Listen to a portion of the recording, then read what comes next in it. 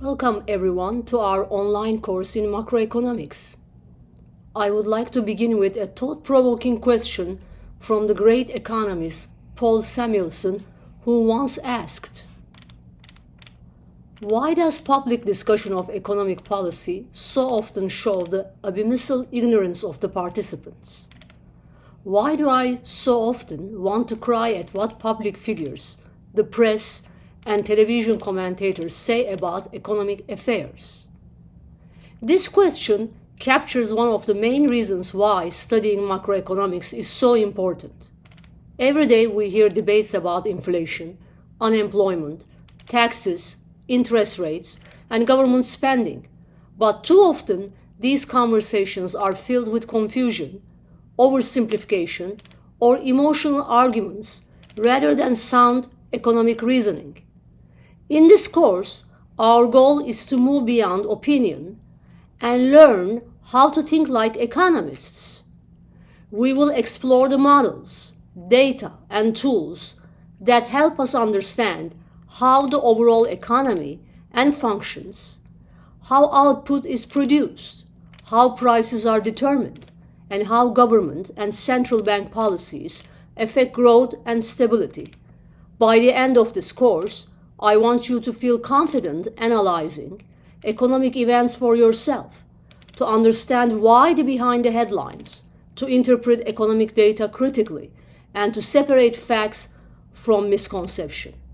So, as we begin this journey, keep Samuelson's question in mind. The more you understand macroeconomics, the less likely you are to cry at what you hear on the news, and the more capable you will be of contributing intelligently to discussions about the policies that shape our collective future.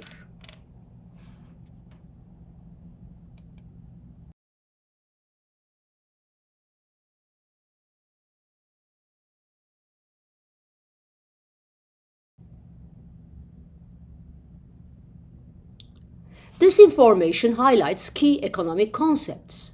Opportunity cost refers to the value of the next best alternative that must be given up when making a decision. It reminds us that every choice involves trade-off. The laws of supply and demand govern how prices and quantities adjust in markets when policymakers attempt to override these laws through tools like price ceiling, maximum legal prices, or price floors, minimum legal prices. The market trades back, often resulting in shortages, surpluses, or other unintended consequences.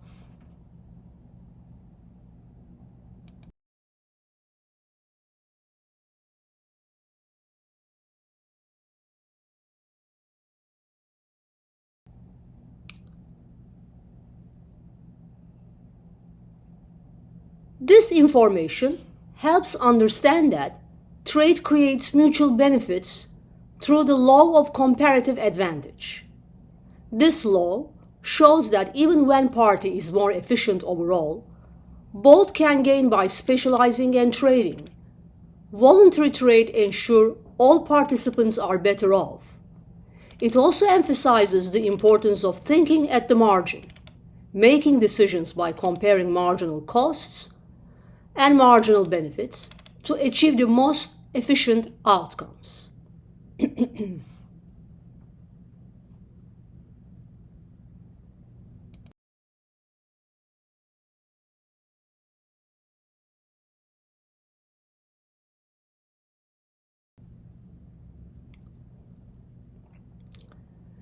externality is a cost or benefit of an economic activity that affects people who are not directly involved in the transaction. A negative externality occurs when the activity imposes a cost on others. For example, pollution from a factory. A positive externality occurs when it provides a benefit to others. For example, education improving society's productivity. In both cases, externalities cause market outcomes to be inefficient because the full social costs or benefits are not reflected in market prices. The trade-off between efficiency and equality refers to the balance society must strike between producing goods and services in the most effective way, efficiency, and distributing economic resources fairly among people, equality. Efficiency means maximizing total output and wealth. For example, getting the most from limited resources like oil. Equality means ensuring everyone shares in that wealth more evenly. However, policies that promote equality, for example, higher taxes on the rich or welfare programs, can sometimes reduce incentives to work or invest, making the economy less efficient. Other examples, for instance, when the government increases income taxes on high earners to fund social programs for low-income families, equality improves because income is redistributed. But this may reduce efficiency if higher earners work less or invest less due to lower after-tax rewards.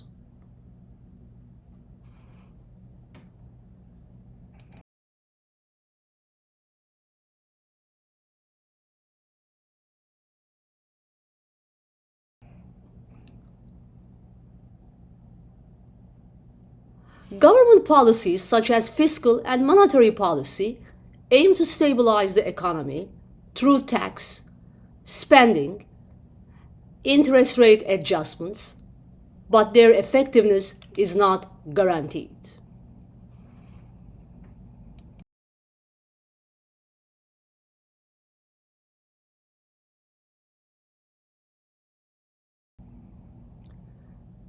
When the government increases spending to boost economic growth, businesses produce more and hire additional workers, reducing unemployment.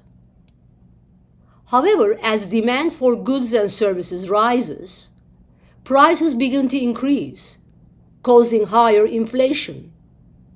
Conversely, if the government cuts spending or raises interest rates to reduce inflation, demand falls and unemployment tends to rise. This is the trade-off between inflation and unemployment.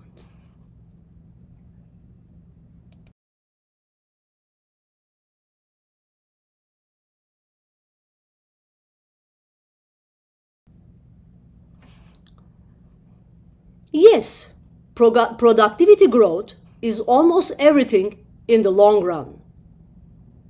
For instance, over the past several decades, countries like South Korea have experienced rapid economic growth largely because of improvements in productivity through, for instance, better education, advanced technology, and more efficient production methods. This increase in productivity has raised incomes and living standards far more than simply adding more workers or working longer hours could have.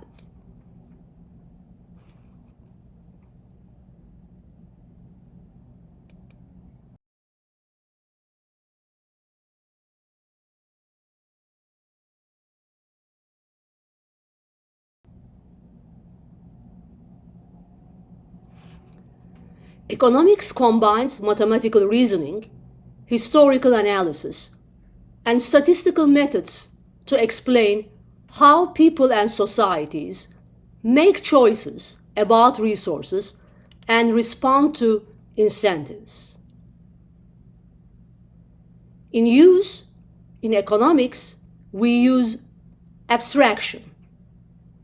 Abstraction is to abstract from unimportant details, which is necessary to understand the functioning of anything as complex as the economy.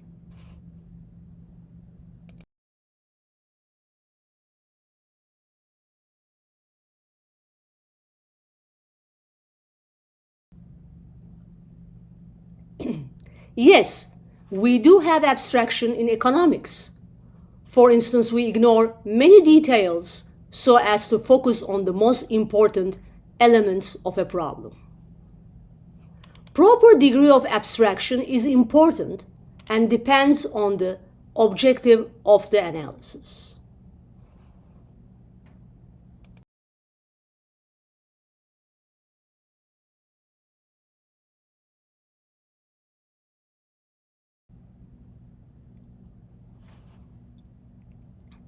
Theory is deliberate simplification of reality. It explains how relationships work. In statistical correlation, variables go up or down together. This does not, however, imply causality.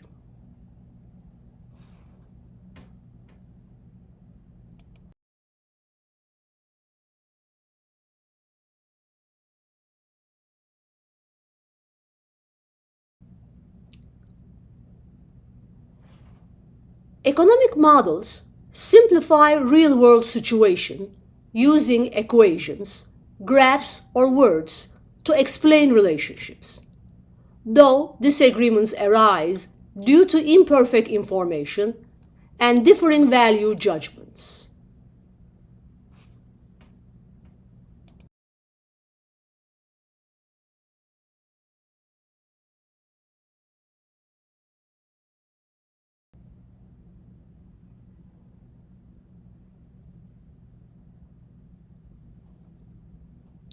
Economic graphs use large quantity of data quickly and efficiently, which facilitates data interpretation and analysis. In economic graphs, we look at relationships and establish how important these statistical relationships are. Variable is always measured by a number. It analyzes what happens to the other variables when the size of that number changes. For instance, gender is a variable. Education is a variable. Economic growth or economic development is a variable.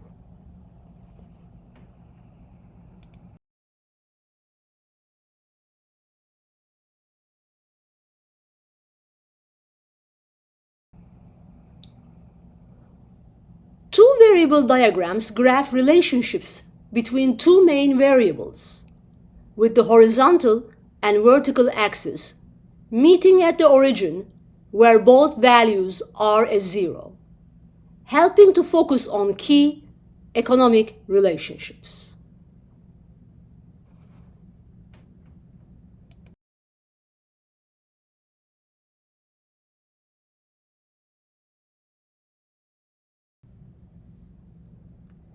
Here is an example of two variable diagram that shows the relationship between quantity consumed and price.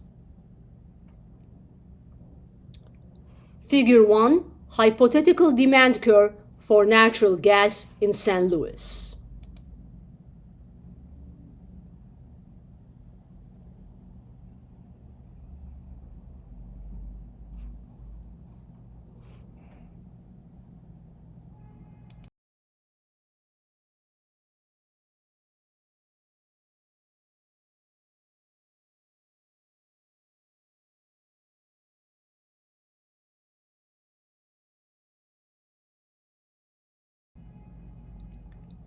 As you can see, quantity demanded increases as price decreases or vice versa, indicating negative correlation between the two variables.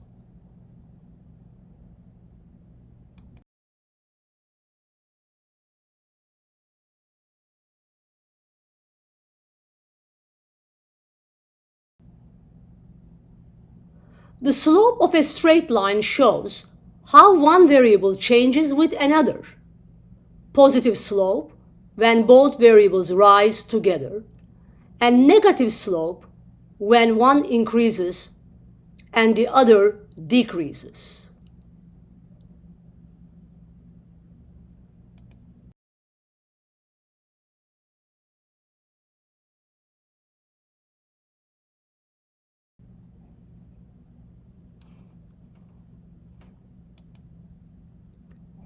A negative slope, for instance, the demand curve, is an example of a negative slope. As price increases, quantity demanded decreases, and vice versa. For instance, when the price of coffee rises, people buy less coffee. The supply curve is the example for a positive slope. As price increases, quantity supplied increases. For instance, as the price of wheat increases, farmers produce and sell more of wheat.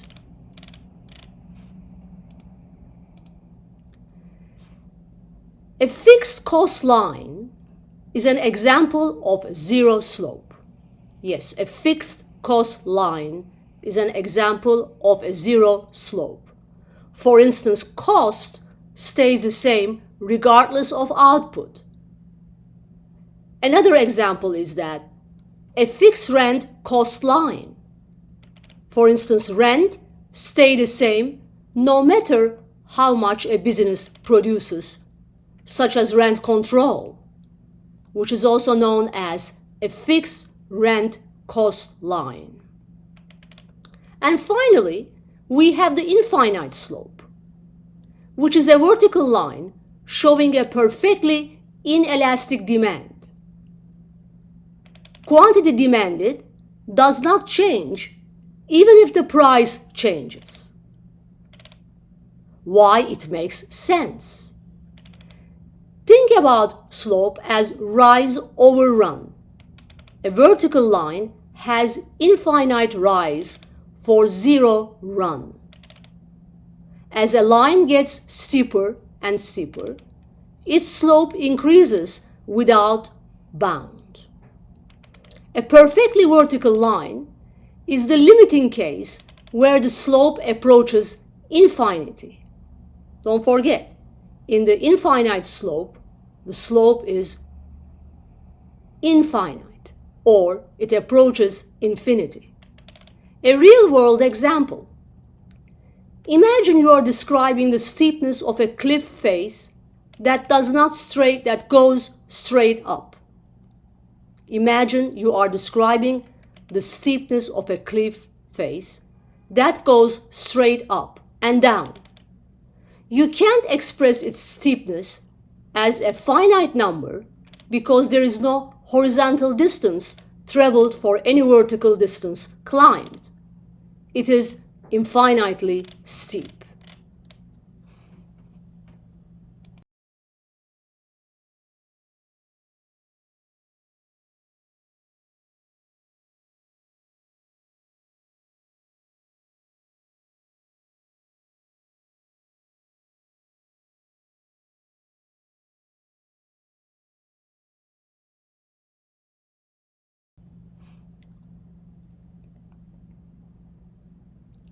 This is a summary of what we discussed.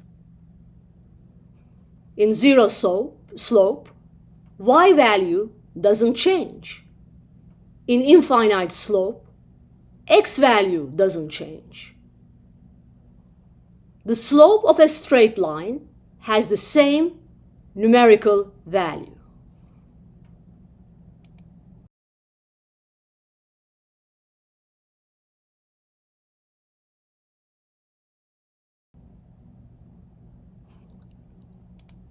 This is the slope of a straight line.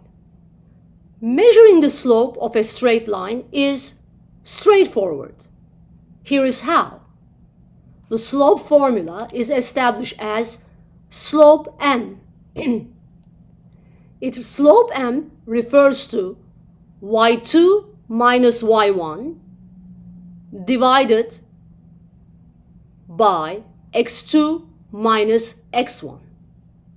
Or a better expression of this is slope m refers to y sub 2 minus sub y1 divided by x sub 2 minus x sub 1. This represents rise over run. In other words, the vertical change divided by the horizontal change. So if we summarize it as a step-by-step process, identify 2 points on the line, x sub 1, y sub 1, and x sub 2 and y sub 2.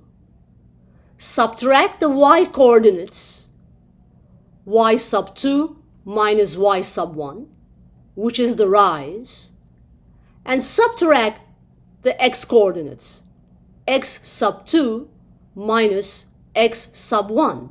This is the run. And divide rise by the run, or rise over run.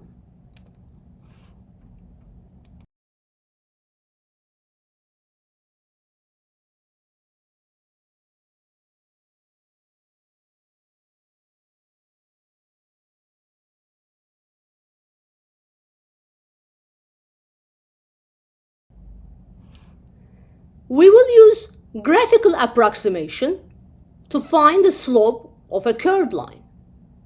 So far, we have been able to measure the slope of a straight line, but the curved line is a little bit different. We use graphical approximation. If you don't know the equation, always draw a tangent line at the point of interest.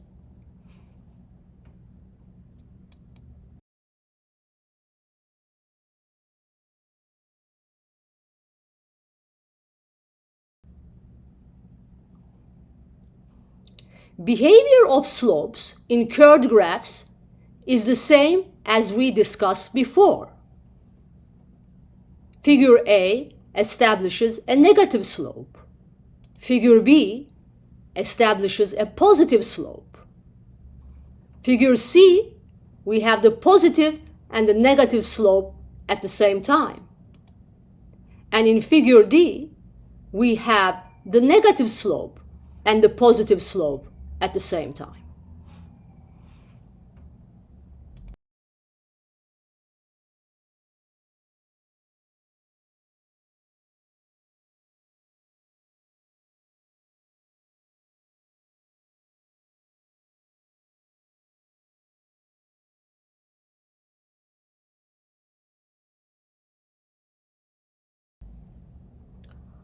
How do we measure the slope at a point on a curved graph? This is a little bit challenging because our graph involves a curved line as opposed to straight line. So at this point, here is what we are going to do. We will draw a tangent line at the point of interest. For instance, draw a tangent to point T and draw a tangent to point R. You need to pick 2 points on the tangent line, such as C and A, or D or F. Calculate the slope using our formula, y sub 2 minus y sub 1 divided by x sub 2 minus x sub 1. Here is an important note. Unlike a straight line, which has one constant slope, a curved line has different slopes at different points. Yes, here is the crucial point. A curved line has different slopes at different points. That's what makes it curved. The derivative tells you the instantaneous rate of change at each specific location along the curve.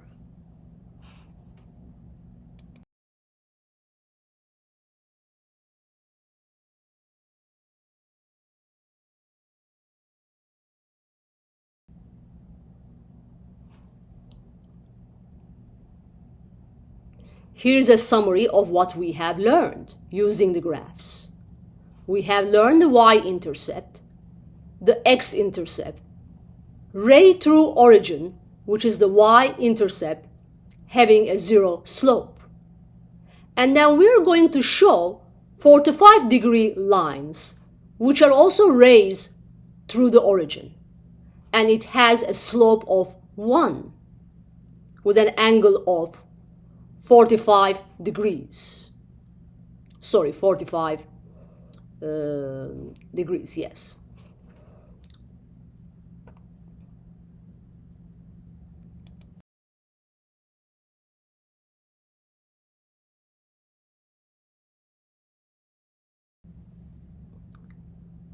Here are different rays through the origin. The blue ray has a slope 1.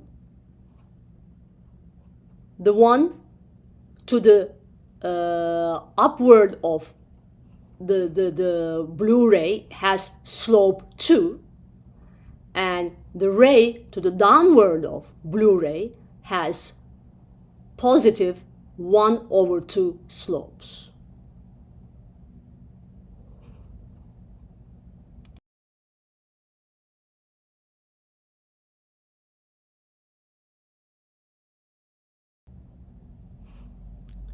This chapter was a simple introduction to macroeconomics.